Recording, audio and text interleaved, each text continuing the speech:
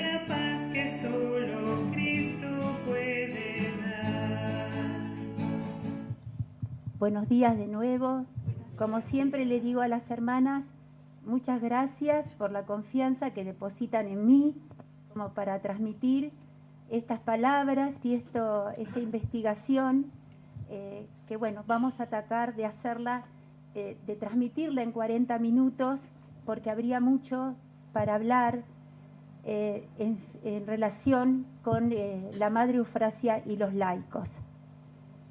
Vamos a repasar un poquitito algunas ideas como para luego entender más esta charla. Sin duda, todos sabemos que fue el Concilio Vaticano II el que revitalizó a través de sus documentos el rol eclesial y social del laico. Revitalizó porque el laico existía, obviamente, pero a partir de la Santa Sede puso énfasis en ese rol de salir al mundo, de misionar, no solo de dar testimonio con su vida, con la oración, con su acción cotidiana, testimonio de cristiano, sino salir al mundo. La siguiente, por favor.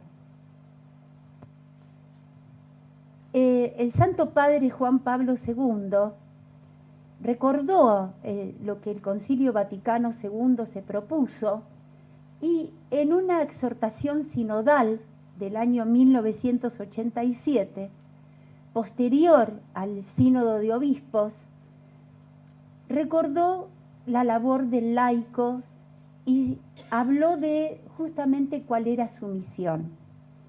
En la introducción, el Santo Padre alude a una parábola evangélica de Mateo, aquella del propietario que sale muy temprano a arreglar los honorarios, la jornada con sus obreros y luego que ya está todo dispuesto, les dice: id a la viña, id a trabajar. Y San Juan Pablo II relaciona en este documento, en esta exhortación, relaciona la viña con el mundo entero. El propietario, Dios. ¿Y quiénes son los obreros que van a ir a la viña? Son los laicos. Entonces utiliza esa parábola y nos dice, próxima, por favor. Y nos dice el Santo Padre que esto existió no solo a partir del Concilio Vaticano II, sino que existió a través de la historia. Toda la historia nos muestra cómo la Iglesia, como Dios, pidió a los fieles que dieran testimonio y luego salieran al mundo, salieran a la vida. Nosotros repasamos con la hermana Nora un poco ese tema de esta historia que plantea Juan Pablo II. La siguiente, por favor. Y si recordamos un poco la historia del laicado, los primeros laicos eran llamados fieles, el pueblo de Dios. Son aquellas personas que se convirtieron, que siguieron las enseñanzas de los apóstoles, que no se agrupaban, pero sí sabían que eran cristianos, se identificaban como tal, y daban testimonio en lo cotidiano, y oraban y seguían, como decimos, la palabra de los apóstoles. Más adelante, ya avanzados los siglos, y en la Edad Media y a principios del 1500 de la Edad Moderna, los cristianos van a ir agrupándose en torno a devociones, a seguir la espiritualidad de algún santo. Y ahí vemos nosotros que en una segunda, podríamos decir, segunda etapa del laicado, se integran los laicos en agrupaciones que tienen una finalidad de santificación, de oración, como lo son las cofradías, las pías uniones. En algunos casos, las cofradías, en muchos, contribuían en lo que se llamaba la fábrica de la iglesia o de la parroquia, es decir, en reunir todos los elementos, todo lo económico para que se pudiera construir la parroquia. Es decir, que vemos a los fieles laicos ocupándose de su santificación, de su oración, de su testimonio, pero también colaborando, ayudando al párroco, ayudando a la iglesia. Disculpen si alguna vez se enciman, porque bueno, esto es elaborado en una máquina y aquí lo exponemos en otra pantalla, pero bueno, lo que vemos en la imagen es San Francisco imponiendo la tercera orden. Ustedes saben, la primera orden de franciscanos, la segunda orden las hermanas clarisas, y la tercera orden, y cuando ya hablamos de una tercera orden, hablamos de una estructura más formal, y que es muy importante en nuestro país, los terciarios franciscanos, que han colaborado no solamente con la Iglesia de San Francisco y con la difusión de la espiritualidad franciscana, sino que ha colaborado con otras iglesias y han ayudado a la construcción de algunas parroquias. La idea es justamente a través de la espiritualidad de un santo, y así lo vemos en la tercera orden de Santo Domingo y en la de San Francisco, acercarse más a Dios, al fin que Dios le ha propuesto a los laicos, que es dar testimonio y también salir a cumplir una misión, ser apóstoles de alguna manera, ¿no? Por favor, la siguiente. En una siguiente etapa, ya pensemos, empiezan a aparecer ya en la Edad Moderna, pero hacia 1850 con más fuerza, el laico siente un compromiso de salir, de mostrarse, y entonces lo va a hacer a través de distintos caminos. Por ejemplo, va a publicar a través de la prensa.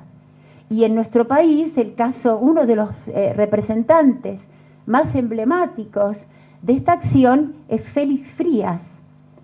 ¿Qué publica el católico, el cristiano comprometido, el católico comprometido a través de la prensa? Las verdades que enfrentan a la oposición del liberalismo, de la masonería, de la secularización, característica del 1850 en adelante. Ese es un camino, manifestarse los que están más preparados a través de la prensa. Otros van a comenzar a agruparse en no solamente cofradías y terceras órdenes, sino en agrupaciones que van a practicar la caridad, que se van a acercar al prójimo a través de la caridad. Y fíjense que este estandarte ustedes lo conocen porque está expuesto en el Museo Madre Eufrasia y está expuesto en la sala del Hospital Pirovano. No es el estandarte que portaban las hermanas, sino que llevaban las laicas, las enfermeras. Y es muy importante porque es la manifestación del laico, del fiel laico, mostrándole a la sociedad que está integrado a una devoción, que del otro lado es mariana, es la Virgen, sigue a una devoción y la muestra a la sociedad a través de las procesiones y de las peregrinaciones. Por favor, la siguiente. En estos días se ha recordado mucho cuál fue la primera peregrinación al santuario de Luján, y ha aparecido inclusive en medios periodísticos esta imagen. La registramos porque, fíjense, es la primera peregrinación que acompaña al padre Federico Grote, redentorista, el fundador de los círculos de obreros católicos, al santuario de Luján. Y dice Federico Grote que los hombres que lo acompañaron le prometieron ir anualmente. Qué importante, ¿no? El origen de una acción, de una movilización que se ha sostenido en el tiempo, que ha tenido muy pocas interrupciones. Fíjense el año, 1893. Ahí comienzan las peregrinaciones. ¿Quién arribó al país para asistir en el Hospital Italiano de Buenos Aires la Madre Eufrasia con las hermanas. Es su llegada a la Argentina 1893. Quiere decir que para esta época ya hay una intención del laico de manifestarse, salir, agruparse, para misionar, para ser un apóstol más. La siguiente, por favor. Pero nosotros acá estamos para hablar de la Madre Eufrasia y los laicos. ¿Y qué vemos en esta imagen? Elegimos justamente el mural que se ha colocado en una pared lateral de la casa de la Madre Eufrasia, ustedes lo saben, se puede ver también en la página web de la Madre, que ha sido pintado por un laico. No sabemos si es fiel laico, no lo conocemos nosotros, pero él ha tenido contacto con don Francesco de Simone, saben que es el párroco tan entusiasta de Castelcilano, y él le propuso pintar un mural y lo ha hecho en la pared lateral de la casa de la Madre. Creo que este mural representa muy bien el apostolado de la Madre, la salida a los laicos de la Madre Eufrasia, porque ella se brinda a los laicos, se brinda a la Iglesia, a Dios, a María y a los laicos.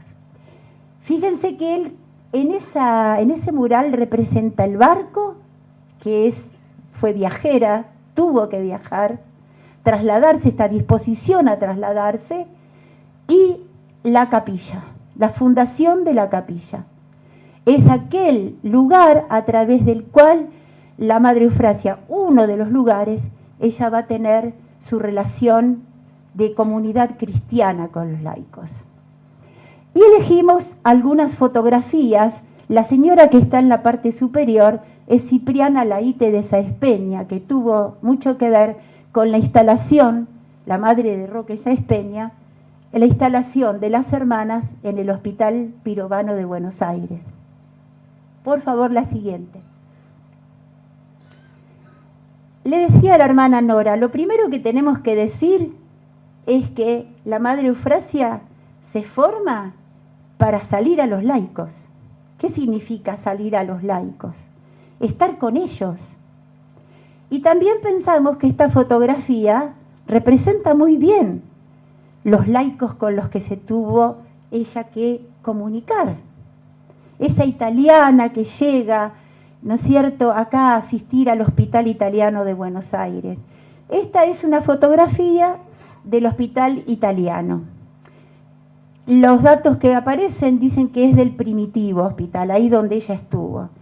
Y yo digo, miremos un poquito y vamos a ver que como parte de una congregación apostólica, de vida apostólica, normalmente se dice es de vida activa, no, es de vida apostólica, es las que tienen salida, sin desmerecer a las hermanas, también llamadas monjas, de clausura.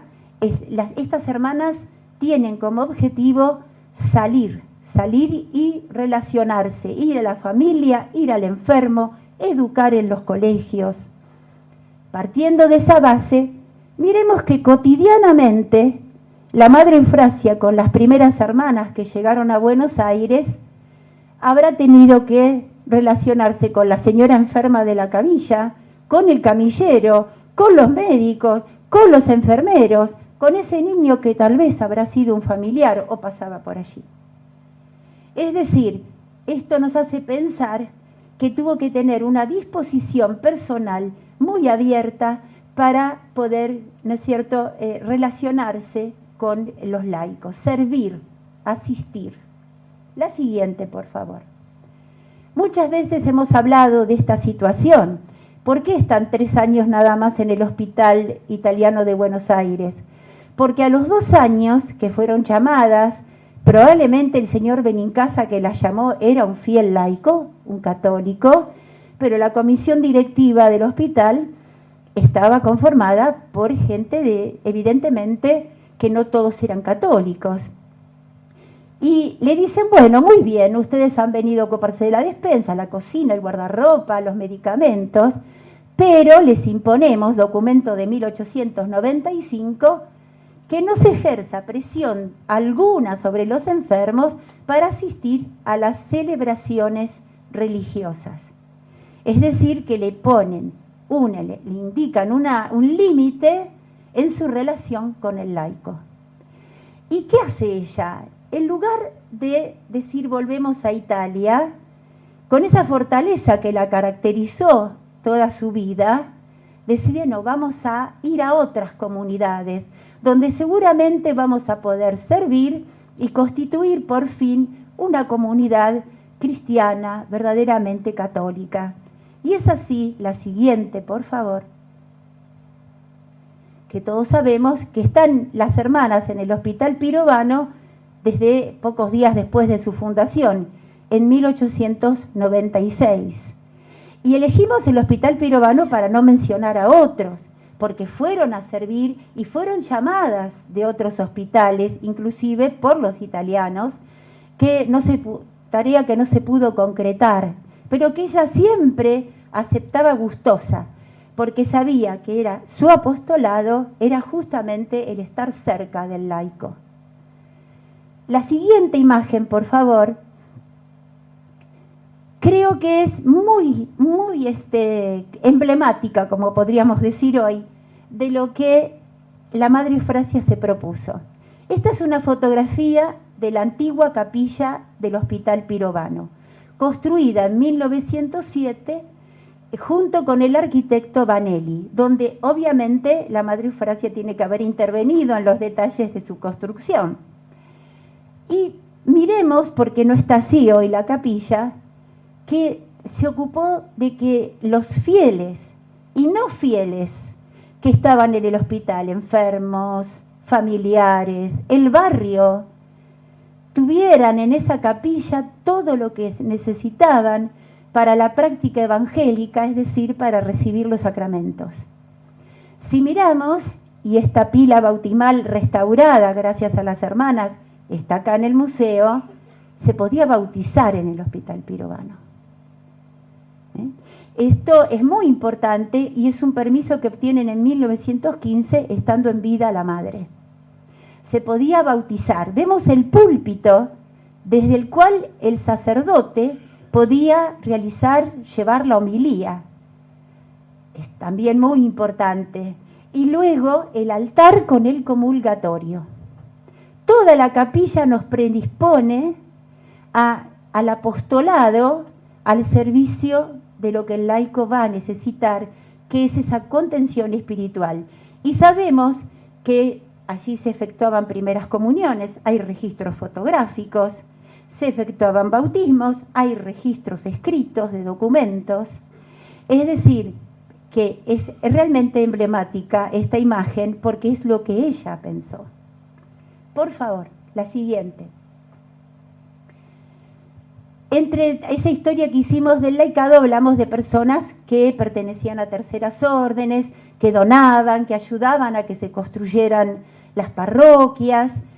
Bueno, la Madre Eufrasia, lo dice ella en sus cartas, encontró piadosas personas, ella las llama así, piadosas personas, que le donaron, que la ayudaron. Y nosotros elegimos estas dos imágenes, una es del documento de donación de Elvira Escurra, que dona el terreno de Sadi Carnot y Humahuaca, sobre el que se va a construir la casa madre, y la otra, ustedes dirán, Ana María se equivocó y puso en epígrafo que no corresponde, pero no, ahora les explico por qué lo dejé. La fotografía es de la revista Caras y Caretas, es del matrimonio Anchorena-Blaquier. Ella es Amalia Anchorena, hija de Mercedes Castellanos de Anchorena, una señora miembro de la Tercera Orden de San Francisco que le presta a las hermanas una casa en la Avenida Independencia un tiempo. Y Amalia es muy ferviente y lo dejé para que vean que en el mismo año que dona a esta casa, le dona el dinero a la Madre Eufrasia para poder construir la capilla y colegio de la Inmaculada Concepción sobre la calle Sadi Carnot o Mario Bravo, está donando una iglesia que es la capilla de Nuestra Señora del Carmen en la calle Marcelo T. del Bear de la capital. Lo dejé con esa intención, para que vean, ¿no? A mí me parece que estas cuestiones donde nosotros vemos que al mismo tiempo está donando para la construcción de una parroquia y donde interviene una señora que es la mamá de Amalia Anchorena, que ha hecho construir nada más y nada menos que el Seminario Metropolitano, está demostrando el valor que tenían la labor de las hermanas, de la Madre Eufrasia y de las primeras hermanas. Cómo es reconocido por el arzobispado y por esas piadosas personas para que den de su bolsillo el dinero que se está necesitando. La siguiente, por favor. Después nos preguntamos, siguiendo esa historia del laicado, ¿fundó la Madre Eufrasia asociaciones? Sí, ella también se dio cuenta que los laicos querían agruparse y formó asociaciones. Para los que son del Colegio Nuestra Señora del Carmen, saben que este es el patio del Colegio Nuestra Señora del Carmen, ¿no? Y que esta es posiblemente la Asociación de los Ángeles Custodios de Niños, portando la imagen en una peregrinación o procesión en el patio interior. Sí, ella se dio cuenta de que eran buenas las asociaciones. Siguiente. Quiero apurarme porque no sé si estoy excediéndome. Vamos bien, vamos bien. 2 devociones encontramos nosotras, y habría mucho más para investigar, pero 2 devociones encontramos que están presentes en esas asociaciones. Una es, obviamente, la Virgen María, la Inmaculada, sin duda, y la otra es el Sagrado Corazón de Jesús, estandarte que ustedes también han visto en el museo, restaurado por un equipo del Museo Fernández Blanco.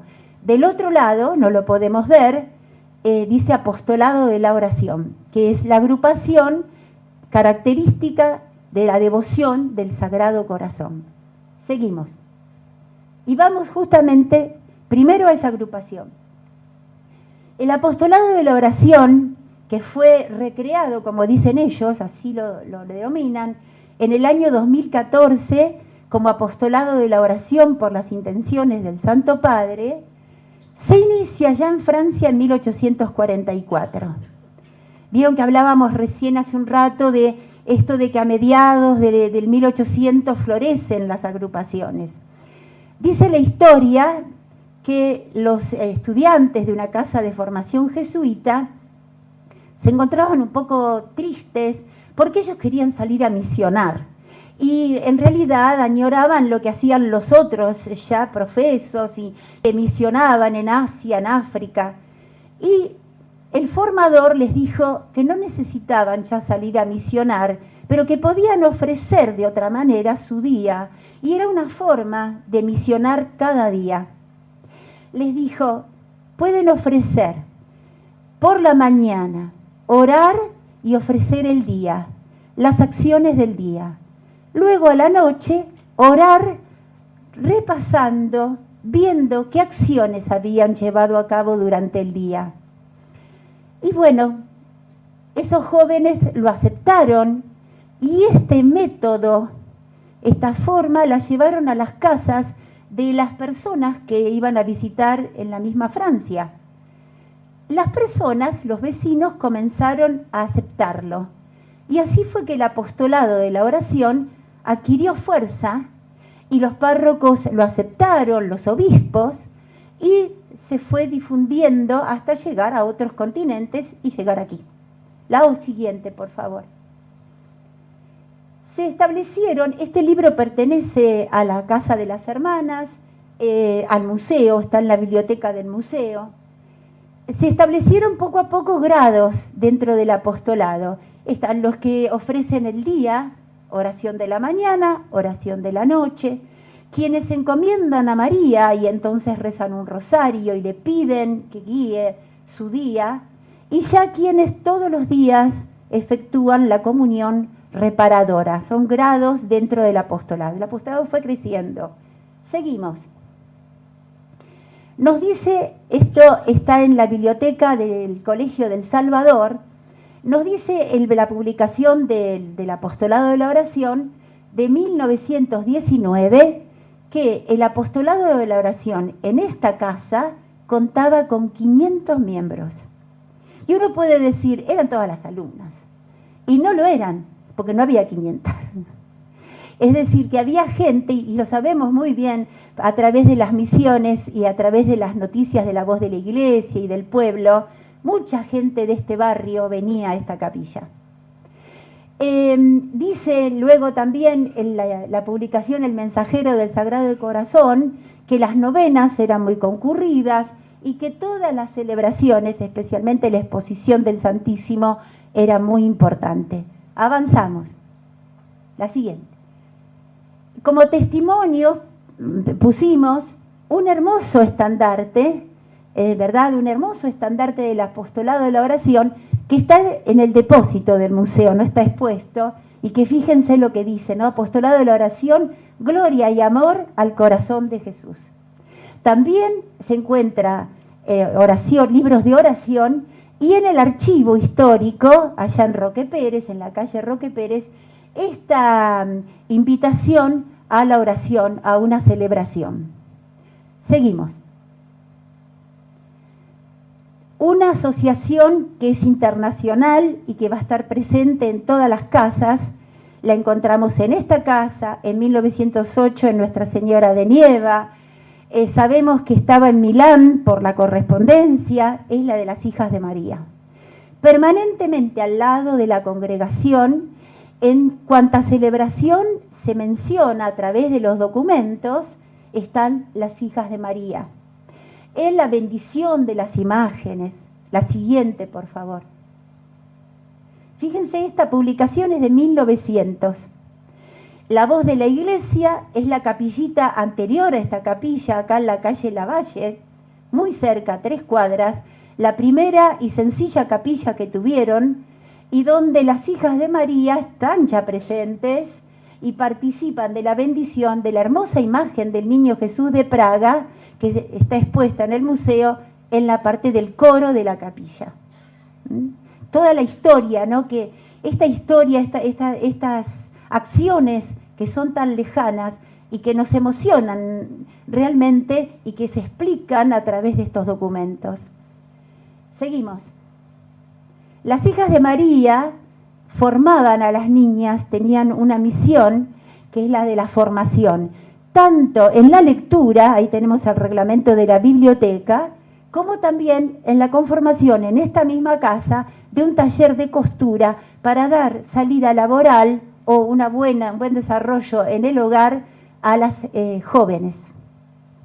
Seguimos, para que no pase. Buenos Aires católico, muy corto es el tiempo que él explica, que en esta casa, en 1917, se fundó una conferencia vicentina. ¿Saben ustedes que la Sociedad de San Vicente se establece en Argentina? Es laica, más allá de los padres de la misión y las hermanas, se establece en 1859. Y aquí se establecen las mujeres vicentinas, las jóvenes, con un taller de costura al servicio de la caridad. Van a ser al servicio de las familias que lo necesiten de todo este barrio. Seguimos. Luego nos preguntamos, con los niños también, y ya vimos esa imagen de Nuestra Señora del Carmen, sí, para y con los niños, ella y las hermanas que la acompañaron, porque no es solamente la Madre Eufrasia, están las hermanas que siguen esto, que son los pilares, como decimos nosotros, de la congregación, que supieron asimilar esas enseñanzas para luego seguirlas, ¿no? Para luego avanzar. Para y con los niños, por favor, la siguiente. La congregación o agrupación de los ángeles custodios. Estos dos estandartes también expuestos acá en el coro. Estoy haciendo la publicidad del museo, no sé si se dieron cuenta. Se dieron cuenta, creo. ¿Saben que fueron pintados por la hermana Genarina Baratti? La hermana Genarina Baratti, que amó a la Madre Eufrasia, que fue una discípula importante, fue la pintora de los retratos de ella, de los retratos de la Madre Estanislada, Padre Gambón, de ese hermoso gobelino de la Inmaculada Concepción. Y ella pintó también estos pequeños estandartes, son pequeños de tamaño, con los que las hermanas promovían las peregrinaciones y las procesiones de los niños por el interior del colegio, por el patio y por el barrio. Hay otras, por favor, la siguiente. Además de los ángeles custodios que existieron, como vimos en otras casas, encontramos en un testimonio, en un documento del Hospital Pirovano de Buenos Aires, la existencia de 2 agrupaciones para niños, que son los marianos, obviamente sabemos cuál sería la devoción, y los luises, siguiendo a San Luis Gonzaga, el protector de los jóvenes y de los estudiantes. Por favor, la siguiente. La Pía Unión de Santa Teresita, cuyo estandarte también pertenece a esta casa, se formó en la década del 20, pero sabemos que era devota la Madre Eufrasia de Santa Teresita, ya fue beatificada y canonizada en la década del 20, con la presencia en la beatificación pudieron estar la hermana Stanislada Tognoni y la que hoy es beata, Pierina de Micheli. Ellas lo relatan en las cartas con mucha emoción, poder asistir a esta ceremonia. La Pía Unión se constituye también en esta casa y tiene más una acción de tipo, digamos, de oración, de espiritualidad. Seguimos. Y vamos a la asociación que existe y de la que quedan memorias en el archivo de casi todas las obras de la Madre Eufrasia, que es la Asociación de Exalumnas. Esta foto pienso que es hermosa. ¿Por qué? Porque ¿quiénes están en el centro? Década del 20. ¿Por qué es década del 20? Porque el hábito es negro. No, no es Pierina, es la hermana Stanislada. Pierina estuvo y vistió el hábito negro acá. Vistió acá el cambio de hábito. Es la hermana Stanislada y María Luisa Iaconis, una de las hermanas, ¿verdad?, de la Madre Eufrasia por parte del padre. Fíjense las exalumnas rodeándola. Y digo que es hermosa porque está esa placa que está en el patio de este colegio, que todavía está y que le rinde homenaje a la Madre Eufrasia al año de su fallecimiento. ¿Qué cosa reúne toda esta fotografía? Qué importante que es. ¿Saben cuándo se crea la Asociación de Exalumnas de esta casa? En 1917. Y su primer director espiritual es el padre Vicente Gambón, el sacerdote jesuita que fue director espiritual de la Madre, que acompañó a la congregación en todo momento, director espiritual de todas las hermanas, y él fue el primer director de esta asociación de exalumnas. Es indudable que para la congregación de las Hijas de la Inmaculada Concepción, el estar en contacto y el permanecer en relación con las alumnas, con los laicos, siempre fue importante. Siempre fue importante, fue fundamental. Seguimos, por favor. Pensamos en buscar un poco, muy brevemente, no los voy a ocupar mucho más, cómo fue el diálogo de la Madre Eufrasia con los laicos. No podemos encontrar el diálogo, ¿verdad?, porque no hay testigos presenciales, pero sí a través de sus cartas. Y entonces vemos que ella es muy agradecida y es cariñosa.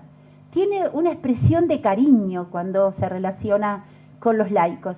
Fíjense que aquí, esta es evidentemente una tarjeta que se preparó en borrador, no está firmada. Le está escribiendo esa señora, la mamá de Roque Sáez Peña, esposa de Luisa Sáez Peña, le está agradeciendo todo lo que ella hizo. ¿Y qué le envía? Un frasco de dulce. ¡Qué familiaridad! ¡Qué delicadeza familiar! Y qué relación amable, ¿no es cierto?, que tiene. Yo digo, es una relación de verdadera caridad cristiana. Es así, de caridad fraterna. Entonces le está sumamente agradecida y también le dice que le desea lo mejor a ella y a su hijo para que se haga grande esta querida y gloriosa república. Esta gloriosa república, que ella ama, la Argentina. Seguimos, por favor. Aquí se fue un poco, disculpen, de cuadro todo. Ha muerto el señor Fulgencio del Cel. Este señor era vicecónsul español en la Argentina y había sido benefactor en el asilo de Concepción del Uruguay. Lo que uno espera de una religiosa es una carta de pésame con espiritualidad, pero acá la vemos en una caridad especial de contención. Fíjense todo lo que le dice, ella sabe el dolor que está experimentando la esposa de don Fulgencio y le dice que la está acompañando, que valora todo lo que él hizo. Y no se puede leer a lo mejor también. Dice, he sentido no haberle visto otra vez antes de morir. He sentido no estar con ustedes. Es decir, acompañarlos. He rezado mucho por el alma de su esposo, ¿no? Es un modo caritativo, pero caritativo en el sentido de amor fraterno hacia el otro, de comprender el dolor que esa señora seguramente estaba pasando, a pesar de la fe que tuviera. Seguimos. Decimos que también supo relacionarse con firmeza. Cuando tuvo que ser firme, lo fue. El apostolado de la oración estaba fundado en Concepción del Uruguay antes que se establecieran las hermanas. Y de hecho fueron los que convocaron a las hermanas al asilo y establecieron el contrato en el cual ellas iban a hacer cargo del asilo, etc. En pocos años surgieron problemas. Y el apostolado esperaba que la Madre Eufrasia tomara un partido con el párroco, con el que tenían problemas con el párroco, con ellas, porque ellas la habían llamado, en fin. ¿Qué le dice?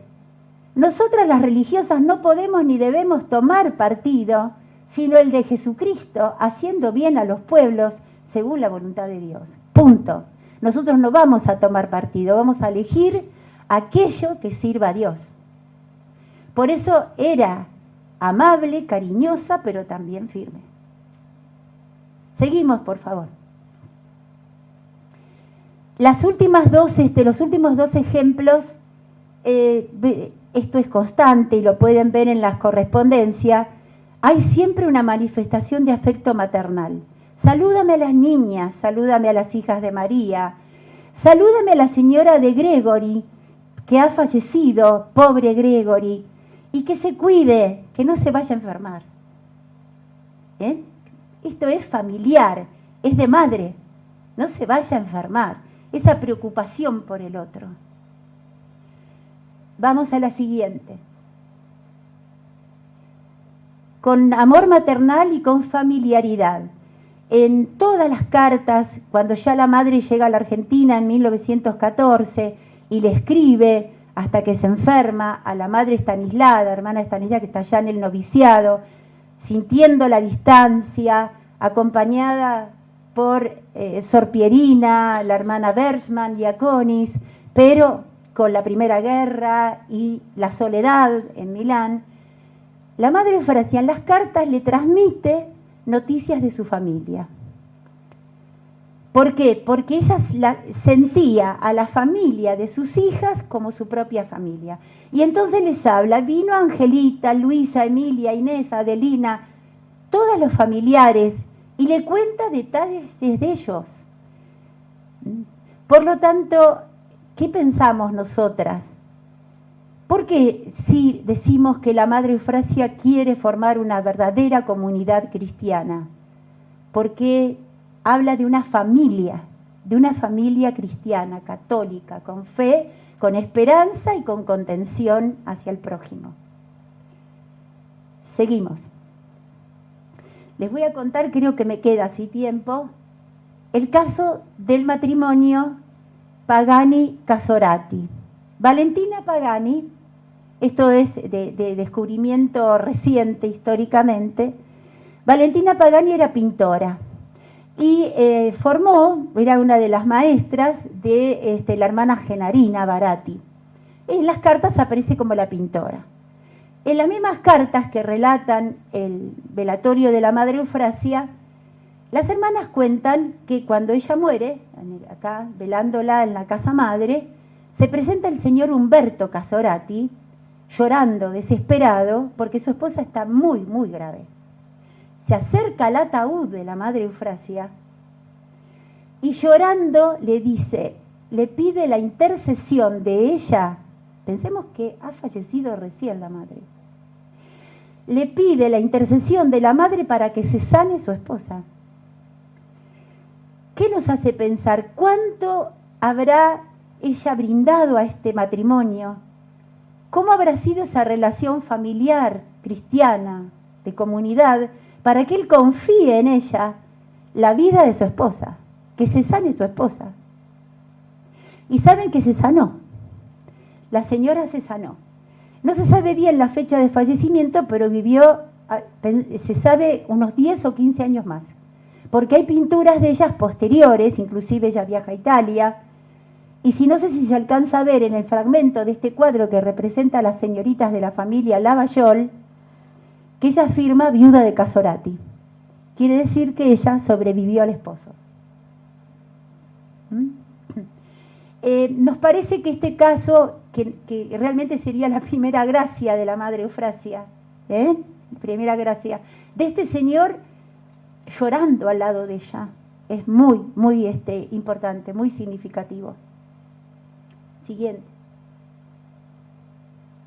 Bueno, y ahora yo no voy a entrar en la historia de los colaboradores porque realmente es maravillosa, es de mucho tiempo, y escuchar a la hermana Mabel nombrando a todos los centros y los que vinieron hoy aquí, los que acompañan, no les voy a decir, sí que en 1971 se propuso, en 1983 otra vez, el primer centro aquí en 1989, y realmente es una gloria este encuentro que ustedes están viviendo.